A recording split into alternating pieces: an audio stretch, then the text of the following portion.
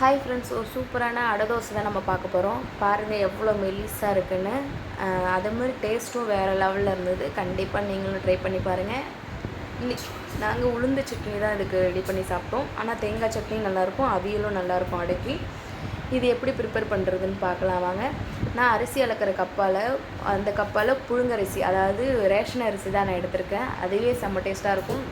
Ration அரிசியில் கண்டிப்பாக order பண்ணி சாப்பிட்டு பாருங்கள். அதால் 3 கப் அளவுக்கு அரிசி எடுத்திருக்கேன், புழுங்கரிசி. அதுக்கப்புறம் அதால் ஆஃப் அளவுக்கு பருப்பு எடுத்திருக்கேன். அதாவது வெள்ளை உளுந்து, கடலைப்பருப்பு, துவரம்பருப்பு, ஒரு கைப்பிடி அளவுக்கு பாசிப்பருப்பு எடுத்திருக்கேன். நல்லா வாஷ் பண்ணிவிட்டு 6 மணி நேரம் ஊற விட்டுடுங்க. அதிலே நம்ம காஞ்ச வத்தலும் சேர்த்து காரத்துக்கு ஏற்ற மாதிரி நீங்கள் ஊற வச்சுடுங்க. ஊற வச்சுட்டு ஒரு மிக்ஸி ஜாரில் 1 டீஸ்பூன் அளவுக்கு சோம்பும் ஜீரகமும் சேர்த்துட்டு காஞ்ச வத்தலை எல்லாத்தையும் சேர்த்து நல்லா அரைச்சி எடுத்துக்கோங்க நைஸாக. அதுக்கப்புறம் நம்ம எப்பயும் அரைக்கிற மாதிரி அடக்கி ரவை பதத்தில் கொரகொரப்பாக கொஞ்சம் அரைச்சி எடுத்துக்கோங்க.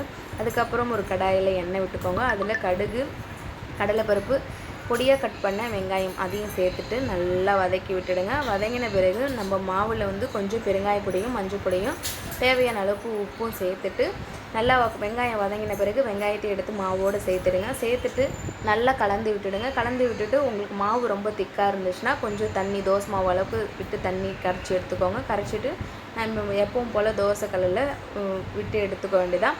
தோசைக்கல்லில் நல்லா ஃபஸ்ட்டு நல்லா எண்ணெய் அப்ளை பண்ணிடுங்க. எண்ணெய் அப்ளை பண்ண பிறகு அதுக்கப்புறம் அடை மாவை ஊற்றிட்டு நல்லா தேய்ச்சி விட்டுடுங்க. நல்லா எந்த அளவுக்கு மெலிசாக தேய்க்க முடியுமோ அந்த அளவுக்கு தேய்ச்சிக்கோங்க.